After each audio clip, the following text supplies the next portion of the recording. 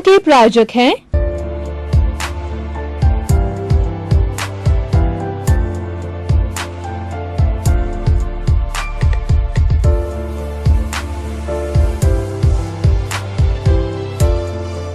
दर्शकगण, श्रोतागण, भाई और बहनों, मातृशक्ति को नमन।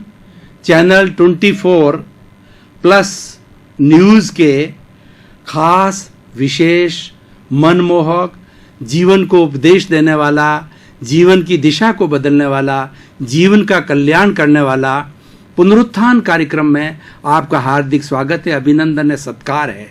पुनरुत्थान का अर्थ होता है पुनर्जागरण, अवनति से उन्नति की ओर जाना। जब हम नीचे गिर चुके हैं तो ऊपर की ओर बढ़ना। ये सब करने के लिए हमको हमारी भारतीय संस्कृति के जो मूल्य है उनकी पुनर्स्थापना करनी होगी। इसलिए इस कार्यक्रम में हम नए नए विषय लेकर के प्रवेश करते हैं। तो आज का हमारा एक साधना का विशेष विषय है कि ध्यान क्यों करें। हमारी भारतीय संस्कृति में ध्यान को सबसे ऊंचा स्थान दिया गया है और जितने भी भारत में धर्म दर्शन में, भारत में नहीं, प्राच्य और पाश्चात्य, ईस्टर्न और वेस्टर्न सिविलाइजेशन के अंदर जितने भी रिलीजियंस है, जितने भी फिलोसॉफीज है, उन्होंने ध्यान को सबसे ऊंचा स्थान दिया है। क्योंकि ध्यान वह अवस्था है जो कि सीधा हमें हमारे अस्तित्व, हमारे स्वरूप की तरफ लाता है। यानी ध्यान के माध्यम से हम सीधे अपने आप के अंदर विलीन होते हैं, हम अपना सेल्फ रियलाइजेशन करते हैं, हम अपना इंट्रोस्पेक्शन करते हैं, हम अपना स्वयं का निरीक्षण करते हैं, हम स्वयं के अस्तित्व के बारे में जानकारी करते हैं। और ध्यान सिर्फ भीतरी जगत में ही होता है, बाहर का जो ध्यान होता है वो लौकिक ध्यान होता है। आज मैं जो बात करूंगा आपको वो भीतरी ध्यान की बात करूंगा। वैसे ध्यान के बिना इस दुनिया में कोई कार्य नहीं होता है। अगर हम पहले लौकिक ध्यान की बात करें तो मैं बताना चाहता हूं, हम ड्राइविंग कर रहे हैं और ड्राइविंग के अंदर हमने ध्यान नहीं दिया कि गाड़ी को लेफ्ट में रखना है या राइट में रखना है या मोड़ना है, या मोड़ने के समय लाइट नहीं दिखाई, डायरेक्शन नहीं दिखाया, तो क्या स्थिति होती है आप भली भांति जान सकते हैं। और कोई भी गृहिणी अगर भोजन पका रही है और आंच के ऊपर उसने कोई चीज रख रखी है, अगर वह पूरी अग्नि का ध्यान न रखे तो क्या स्थिति हो सकती है। एक गाड़ी का ड्राइवर है, ट्रेन का ड्राइवर जो है, अगर वह गाड़ी चला रहा है, सिग्नल का ध्यान नहीं रखता है तो क्या स्थिति बन सकती है। एक पायलट जो है हेलीकॉप्टर चला रहा है या एयरक्राफ्ट चला रहा है तो उसको सब चीज़ों का, डायरेक्शंस का, ये सारे चीज़ों का वो ध्यान नहीं देता, इग्नोर कर देता है तो क्या स्थिति बन सकती है भाई और बहनों, स्थिति विकट हो सकती है। इसीलिए ध्यान एक ऐसी चीज है कि उसके बिना हमारा न तो लौकिक जगत का कोई कार्य हो सकता है और भीतरी जगत का भी कार्य नहीं हो सकता है। क्योंकि भीतरी जगत के अंदर जाने के लिए हमें ध्यान के बारे में बताएंगे कि भीतरी जगत के अंदर ध्यान क्यों आवश्यक है, और आज ये बताएंगे कि ध्यान क्यों किया जाना चाहिए। वैसे तो बाहर के लौकिक जगत पर ध्यान करने के लिए एक एक शिक्षा, एक एक विद्या पर अगर हम निष्कर्ष निकालें तो घंटों घंटों पर विवेचन कर सकते हैं, लेकिन हमारा विषय है भीतरी ध्यान से जुड़ा हुआ है। तो हमें ध्यान क्यों करना चाहिए। सबसे पहले भाई और बहनों, दर्शकगण, श्रोतागण, हमें यह समझना है कि ध्यान किसे कहते हैं। ध्यान दो तरह का होता है, एक तो आलंबन ध्यान होता है, एक निरालंबन ध्यान होता है। आलंबन ध्यान के अंदर हम किसी भी वस्तु, हमारे किसी भी भगवान, हमारे किसी भी देवता या हमारे किसी भी इष्ट के फोटो पर या उसकी मूर्ति के ऊपर उसको एक आधार बनाकर, एक आलंबन बनाकर हम हमारी चित्त वृत्तियों को सब एक जगह एकाग्रित करते हैं। हमारा जो ध्यान है, हमारा जो विचार है, इधर उधर नहीं भटका करके उस पर्टिकुलर स्थान के ऊपर हम एकाग्र चित्त होते हैं। और हमारे पतंजलि जिन्होंने जो है योग के बारे में कहा है कि योग निरोधो ध्यान, मतलब योग, सारी हमारी योग की प्रवृत्तियों का निरोध करने से हमारा ध्यान होता है। तो ध्यान के लिए हमें क्या करना होता है कि सबसे पहले हमें भीतरी जगत के अंदर प्रवेश करना होता है। और अच्छा ध्यान करना चाहते हैं तो हमें दो चीज़ों का पहले ध्यान करना होगा कि हमारा जो शरीर है वो शरीर स्थिर रहना चाहिए, क्योंकि शरीर माध्यम खलु धर्म साधनम, शरीर के द्वारा ही धर्म की साधना की जाती है। शरीर के द्वारा भी संसारिक कार्य हो, लौकिक कार्य हो, पारलौकिक कार्य हो, वो सब शरीर के लिए ही कहा जाता है। और यह भी कहा जाता है जे कम में सूरा से धम में सूरा, जो कर्म के अंदर शूरवीर होता है वही धर्म में शूरवीर होता है। लेकिन चाहे कर्म करो चाहे धर्म करो, दोनों के अंदर शरीर माध्यम होता है। इसीलिए कोई भी साधना करने के लिए, कोई भी अच्छा कार्य करने के लिए शरीर को साधना जरूरी है। तो हम ध्यान जब करने के लिए जाएंगे तो सबसे पहले हमारा शरीर स्थिर होना चाहिए, शरीर शिथिल होना चाहिए। उसके लिए कायोत्सर किया जाता है। कायोत्सर के अंदर ऑटो सजेशन दिया जाता है कि पूरा शरीर जो है वो शिथिल हो जावे, कहीं अकड़न नहीं, कहीं जकड़न नहीं, कहीं तनाव नहीं, और सारा शरीर एकदम शांत और शिथिल हो जाता है। तब हमारा ध्यान टिकता है। और ध्यान का सबसे बड़ा सहयोगी होता है हमारा श्वास होता है। श्वास हम जितना लंबा लेंगे और जितना लंबा खींचेंगे, जितना लंबा भीतर जाएगा, जितना लंबा बाहर आएगा, बाहर गया श्वास और भीतर गया श्वास, ये पूरा एक श्वास कहलाता है। इसकी संख्या जितना हम पर मिनट घटाएंगे उतना जो है हमारी स्थिरता बढ़ेगी, और स्थिरता बढ़ने के साथ साथ में हमारे विचारों की अल्पता होगी। ध्यान के अंदर विचारों की अल्पता होनी चाहिए। और जब ध्यान के अंदर हम चले जाते हैं और हमने आलम्बन लिया तो हमारी आंखें प्राय बंद रहनी चाहिए। और कई बड़े बड़े पहुंचे हुए साधक होते हैं, खुली आंखों से भी करते हैं, अर्ध खुली आंखों से भी करते हैं। लेकिन जो प्रारंभ का साधक है उसको आंख बंद रखनी चाहिए और शरीर जिसमें आराम से बैठ सकता है उस आसन के अंदर आराम से बैठना चाहिए और हमारा श्वास शिथिल होना चाहिए। ये हमारे प्रिकॉशंस लेने के बाद के अंदर हम भीतरी जगत के अंदर गोते लगाते हैं। और हमने एक आलम्बन के ऊपर ध्यान किया, और उस आलम्बन के ऊपर ध्यान करके हम मात्र क्या करेंगे, हम प्रेक्षा करेंगे। प्रेक्षा का अर्थ होता देखना। देखना कैसे कि राग द्वेष मुक्त होकर के ज्ञाता दृष्टा भाव से देखना। हमारे जो भीतर शुद्ध आत्मा विराजमान है, जो हमारा अस्तित्व है, उस अस्तित्व को जानने के लिए, उसका ज्ञान करने के लिए हम ध्यान करते हैं। तो वो जो उसकी प्रकृति क्या है, उसका गुण क्या है, उसका गुण है कि हमारी शुद्ध आत्मा ज्ञाता दृष्टा है। ये अरूपी है, इसका कोई रंग नहीं, रूप नहीं, गंध नहीं, वर्ण नहीं, जलती नहीं, मरती नहीं, कटती नहीं, किसको रोकती नहीं, किसी से रोकती नहीं। तो क्या है? यह हमारी आत्मा अनंत ज्ञान वाला है, हमारी आत्मा अनंत दर्शन वाला है, हमारी आत्मा अनंत शक्ति वाला है, और हमारी आत्मा अनंत सुख का धाम है, अनंत आनंद का धाम है। और चाहे हमारा बाहरी जगत हो चाहे भीतरी जगत हो, सब दोनों जगत का और पूरा जीवन क्यों न लें, प्राणी मात्र के जीवन की बात करें, हम मोक्ष की अवधारणा की बात करें, तो हमारा जीवन का लक्ष्य होता है आनंद। उस आनंद की प्राप्ति करने के लिए हम ध्यान करते हैं, और ध्यान के माध्यम से आनंद मिलता है। ध्यान के क्या क्या लाभ है हम बाद में बताएंगे।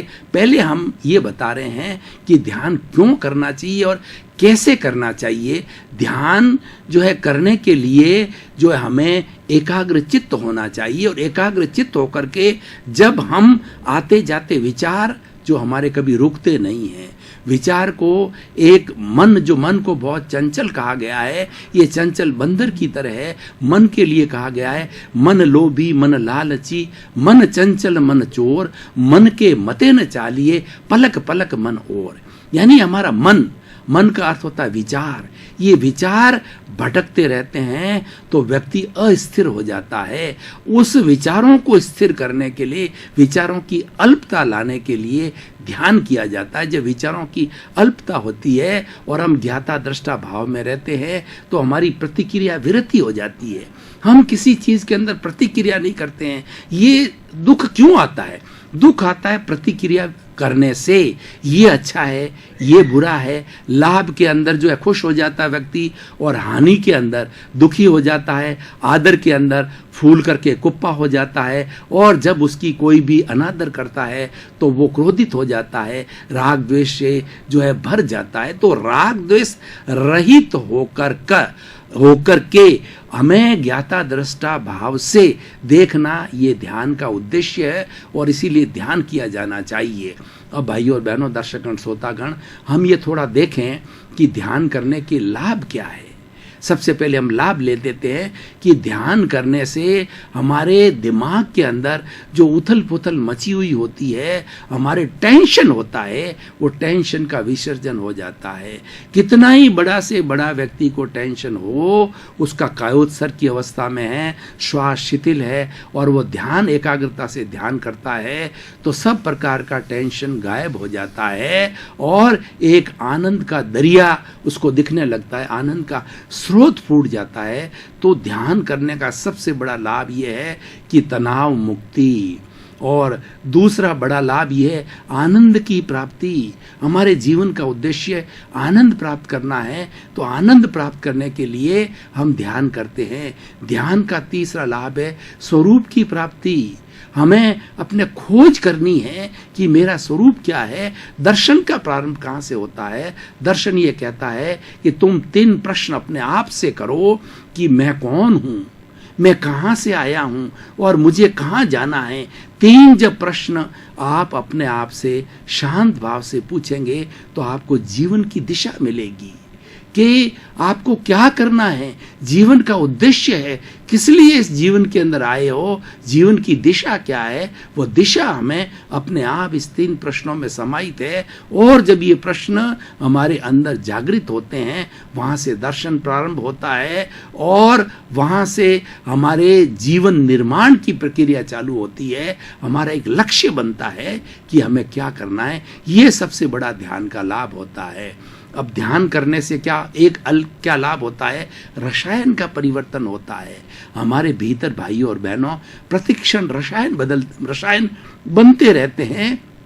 इनको हम एंडोक्राइन ग्लैंड्स कहते हैं। इन ग्लैंड्स के अंदर रसायन बदलते हैं। हमारे भीतर के जैसा कर्म शरीर होता है, अच्छे या बुरे विचार आते हैं, उसका रूपांतरण हमारे अवचेतन मन में होता है। अवचेतन मन को हम तेजस शरीर कहते हैं और इसको लेशिया कहा जाता है। ये बहुत बड़ी फैक्ट्री है। हमारे भीतर जगत के अंदर जो अवचेतन मन है, 3 तरह के मन हैं। चेतन मन है, हमारे स्थूल शरीर के ऊपर काम करता है, वह सोचता है, भूत की जो है वो कल्पना, भूत की जो है वो स्मृति करता है, भविष्य की कल्पना करता है, वर्तमान का चिंतन करता है। और उसके बाद में अवचेतन मन है, उसमें सारा रूपांतरण होता है।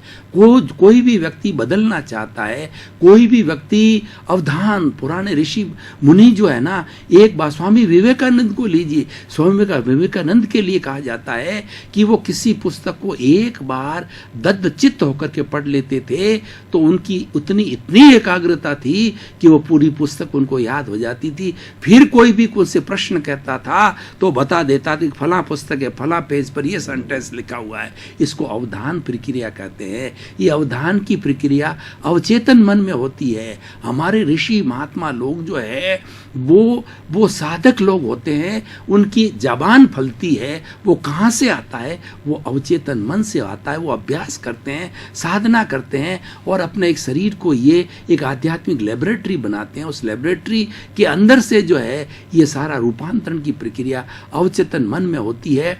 तो हमारा ध्यान हमें अवचेतन मन तक ले जाता है और वहाँ पर रूपांतरण करता है। और तीसरा होता है अचेतन मन। अचेतन मन है वो एक हमारा गोडाउन है, एक वेयर हाउस है। हमारी जितनी भी कल्पनाएं, हमारे जितने भी कर्म हैं, किस किस जीवन के अंदर हमने कौन कौन सा अच्छा बुरा कर्म किया है, पुण्य किया है, पाप किया है, उसका वेयर हाउस है, उसका स्टोर हाउस है। और जब समय आता है तो कर्म उदय में आते हैं और फिर उसका उदय में आकर के उसका रूपांतरण जो है लेशिया के माध्यम से इस हमारे अवचेतन मन या इसको तेजस शरीर भी कहा जाता है, वहां पर होता है।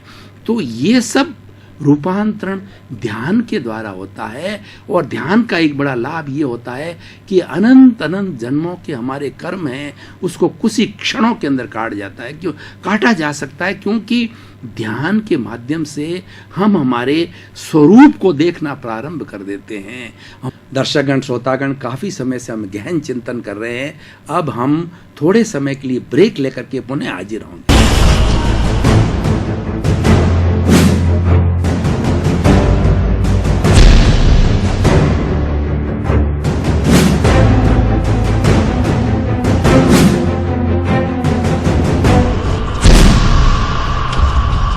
और बहनों, दर्शकगण, श्रोतागण, ब्रेक लिया, अपने आप में एक ताजगी महसूस कर रहे हैं। अभी हमारे आज के निर्धारित विषय पर हम पुनः सत्संग के लिए एकत्रित हुए। हमारी आत्मा तक पहुंचने का केवल जरिया ध्यान ही है, मोक्ष को जाने का केवल जरिया ध्यान ही है। इसीलिए हमारी भारतीय परंपरा के अंदर, हमारे भारतीय धर्म दर्शनों के अंदर, और भारतीय धर्म दर्शन नहीं बल्कि वेस्टर्न सिविलाइजेशन की जो दर्शनों के अंदर भी ध्यान को सर्वोच्च स्थान दिया गया है।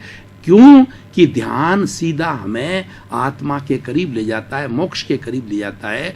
तो ये बड़ा जो है वो ध्यान का ये बहुत बड़ा लाभ है। अब ध्यान 3 तरह के होते हैं। पहला ध्यान जो होता है आर्त ध्यान, दूसरा रौद्र ध्यान, तीसरा धर्म ध्यान, और चौथा होता है शुक्ल ध्यान। अब आप देख लिए कि आर्त ध्यान क्या होता है कि जब व्यक्ति किसी इष्ट चीज को प्राप्त करना चाहता है, धन को प्राप्त करना चाहता है, अपने किसी प्रिय को प्राप्त करना चाहता है, जो उसको अपनी प्रतिष्ठा को प्राप्त करना चाहता है, पद को प्राप्त करना चाहता है, अच्छी रैंक को प्राप्त करना चाहता है, तो प्रतिक्षण उसके दिमाग के अंदर एक ही चिंतन चलता रहता है कि वो प्रिय व्यक्ति कब आवे, वो रैंक कब मिले, वो पद प्रतिष्ठा मुझे कब मिले, और वह कुर्सी मुझे कब मिले। ये सारा एक चीज का पुनः पुनः पुनः पुनः पुनः ध्यान करना, ये आर्त ध्यान कहलाता है।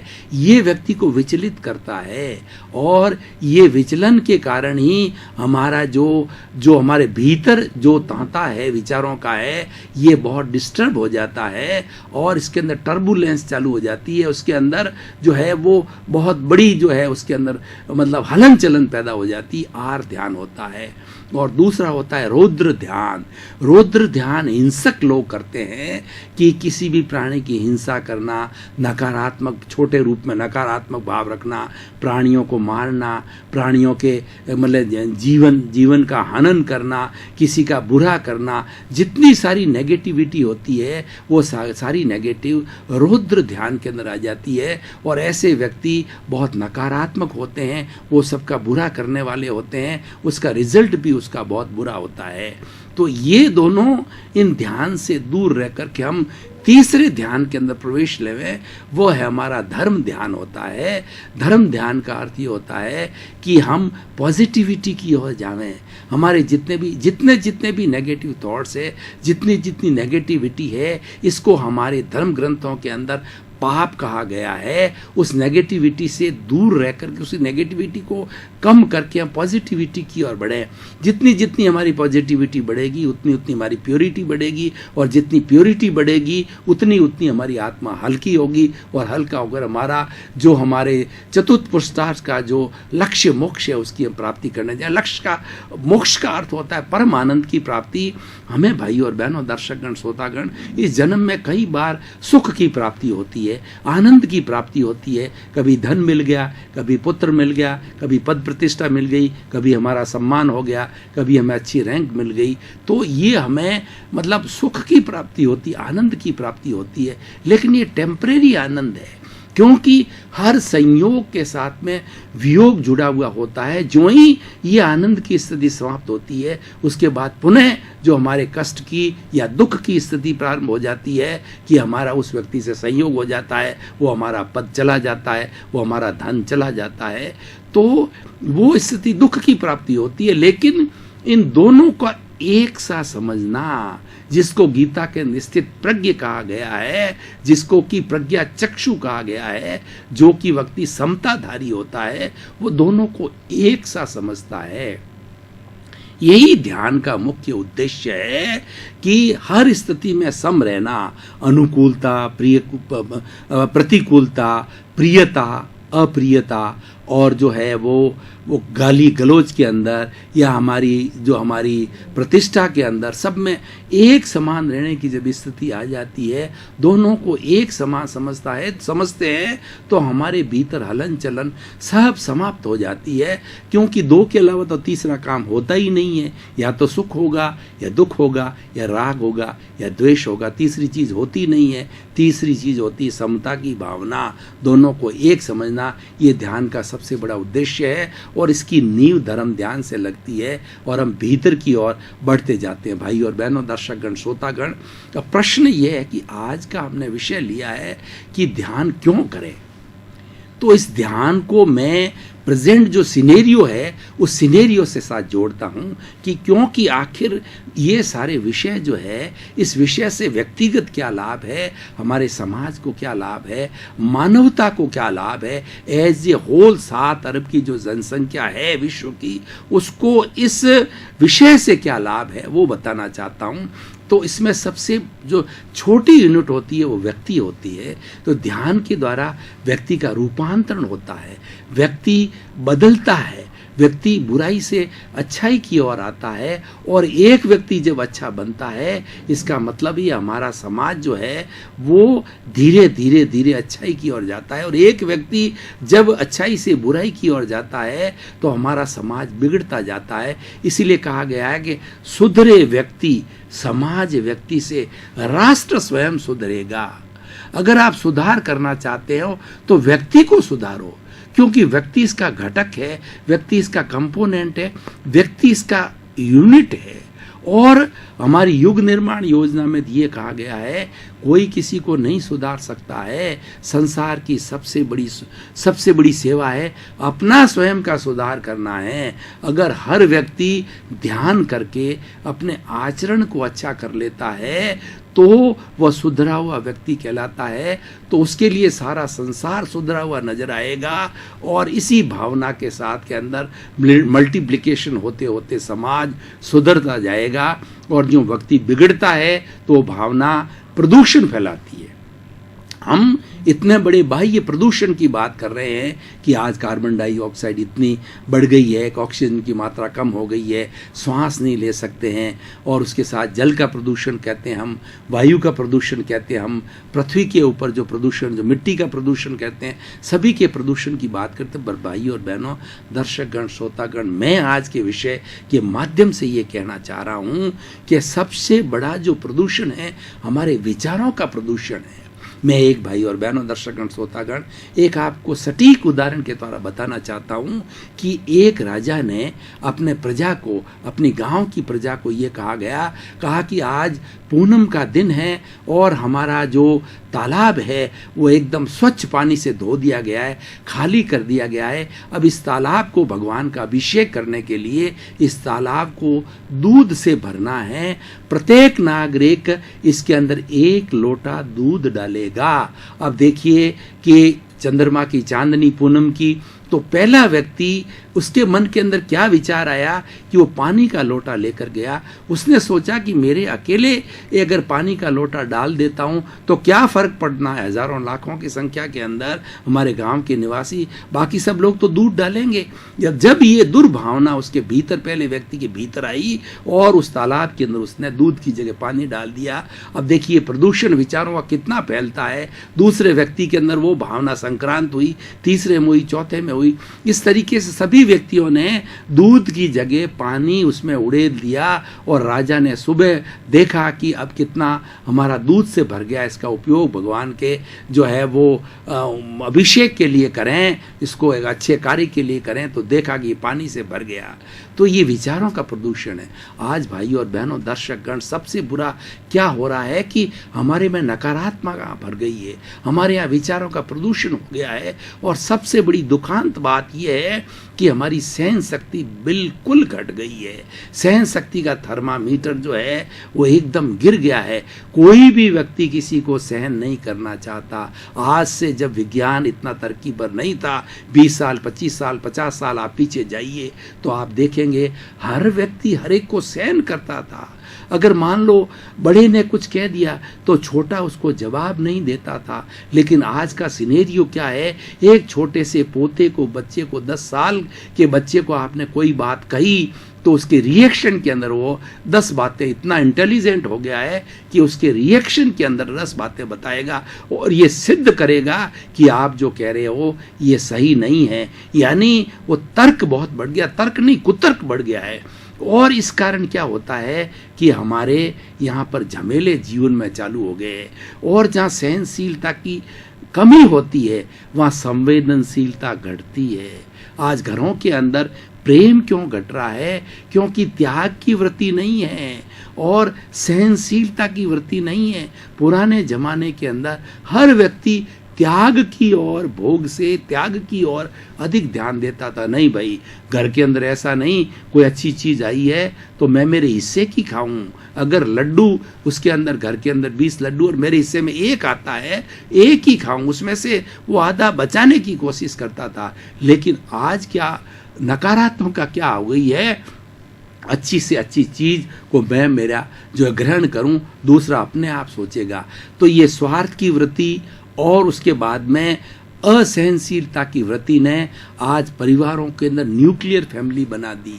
आज हमारे हिंदुस्तान के अंदर, हमारी संस्कृति में सबसे बड़ी विकृति क्या आ गई है कि आज हमारी सारी फैमिलीज जो न्यूक्लियर होती जा रही है और न्यूक्लियर होने की वजह से वो कई दुख भी भुगतती है। क्योंकि जॉइंट फैमिली के अंदर जो है वो संतुलन हो जाता था, एडजस्टमेंट हो जाता था। एक गाड़ी के अंदर चाहे 4 व्हीलर और 2 व्हीलर शॉकर लगे होते हैं, तो शॉकर के अंदर जब वो स्कूटर या 4 व्हीलर कभी भी खड्डे में गिरती है या ऊंचाई में चढ़ती है, उसका शॉकर जो है वो बैलेंस कर देते हैं और भीतर बैठे हुए सवारी को बहुत बड़ा धक्का नहीं लगता है, तो वो शॉक एब्जॉर्बर का काम करती है। तो हमारी जॉइंट फैमिली थी, उसमें शॉक एब्जॉर्बर होता, हमारा दुख बट जाता था कईयों के बीच में और आदमी दुखी होता ही नहीं था। क्यों? कि सभी अपना अपना काम करते थे और प्रेम बढ़ता था। क्योंकि घर में जॉइंट फैमिली होती थी और उसके लक्षण वो देखता था, तो वो समाज के अंदर वैसा समझता था कि घर के अंदर जब घर में अच्छी ट्रेनिंग मिल जाती तो ऑटोमेटिकली समाज में हम ट्रेंड होते ही हैं। हमारी बच्चे की प्रथम पाठशाला माँ कही जाती है। माँ अपने बच्चे को अगर अच्छे संस्कार देती है कि बड़ों के साथ विनय करो, बड़ों के साथ कुतर्क नहीं करना, गुरु के साथ कुतर्क नहीं करना, विनय रखना और उसके साथ समय पर उठना, समय पर पढ़ाई हर कार्य समय पर करना और उसके साथ जीवन शैली को अच्छा रखना, ऐसे अच्छे अच्छे संस्कार जब घरों में दिए जाते हैं तो निश्चित रूप से वह बच्चा, वह व्यक्ति जो है जब समाज के अंदर जाएगा, जब किसी भी औद्योगिक प्रतिष्ठान में जाएगा या किसी भी सरकारी ऑफिस में जाएगा या खुद के ऑफिस में जाएगा, तो सबको मित्रवत समझेगा, अपने जितने भी वो फैमिली गिनेगा। सबसे बड़ी बात है कि जो व्यक्ति फैमिली में अच्छा जीवन जीता है, फैमिली में सुखी रहता है, वह अपने औद्योगिक प्रतिष्ठान को एक फैमिली समझता है। इसीलिए हम कहते हैं कि हमारा this organization is as good as our family, as good as our family. जब हम फैमिली की बात करते हैं तो आत्मीयता आती है, प्रेम बढ़ता है, क्योंकि प्रेम परिवार के अंदर ही सिखाया जाता है। और ये हमारी प्रयोगशाला जो है हमारा घर होता है, हमारा परिवार होता है, वहीं से सीखते हैं। इसलिए भाई और बहनों, दर्शकगण, ये सब चीज़ें कहाँ से आएगी? ये आने के लिए हमारा ध्यान एक ऐसा सशक्त और ऐसा एक इमीडिएट माध्यम है कि हम इसमें धीरे धीरे एंट्री लेने लग जाएंगे तो हमारे भीतर के रसायन, हमारी सोचने की प्रक्रिया, हमारी नेगेटिविटी का ख़त्म होना और हमारा श्वास का स्थिर रहना, हमारे शरीर का नियंत्रण रहना, कंट्रोल रहना, सारी चीज़ें ऑटोमेटिकली हो जाएगी। ध्यान के माध्यम से संतुलन होते ही वह ऐसा व्यक्ति एक आइडियल व्यक्ति हो जाएगा, एक रोल मॉडल हो जाएगा।